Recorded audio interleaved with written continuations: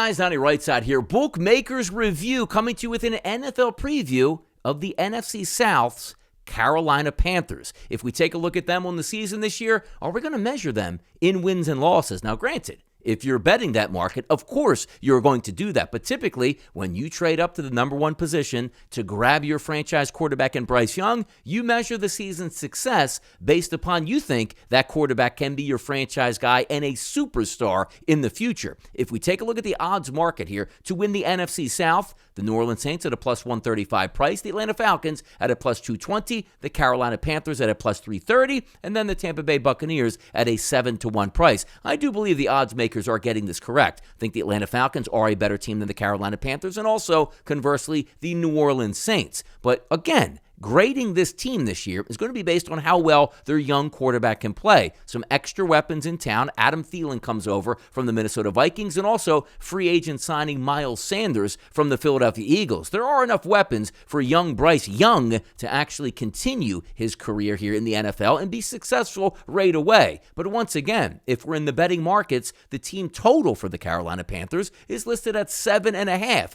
And if I'm a betting man, which I am, I'm going to bet that to the under. The quarterback here, who's going to need to start all 17 games, hopefully he is healthy for all 17 of those, he's going to show growing pains even though he was a tremendous college quarterback. The first 3 games on the roster this year going for the Carolina Panthers, Atlanta Falcons on the road game 1. Sold out. Atlanta, I do think, is a better team. That's going to be a tough one for a quarterback to get his first start. Game number 2 at home against the New Orleans Saints. Winnable game, yes, but I do think the New Orleans Saints with Derek Carr quarterback are a better football team. Week number 3 on the road at Seattle. The 12s will be in full throat for that game. Geno Smith and the boys, you might be looking at an 0-3 start here for the Carolina Panthers, but that's okay. You're going to go over those bumps and bruises. New head coach Frank Reich, he knows exactly what he signed up for. The one thing he didn't want to do is take over the Carolina Panthers with a merry-go-round of veteran quarterbacks in one year, out the next. You have your franchise guy. It's just a matter how well you can groom him this year for future success. If we're taking a look for me, being a betting man I am, the Carolina Panthers to make the playoffs, I don't think that happens. So I'm more than happy to take a minus 210 price on the Carolina Panthers to miss the playoffs here in 2023. Schedule looks decent after those first couple games, but it's really hard to make the playoffs if you do open this season at 0-3, which I think is a high probability that the Carolina Panthers will. Their season will be measured upon the success of Bryce at quarterback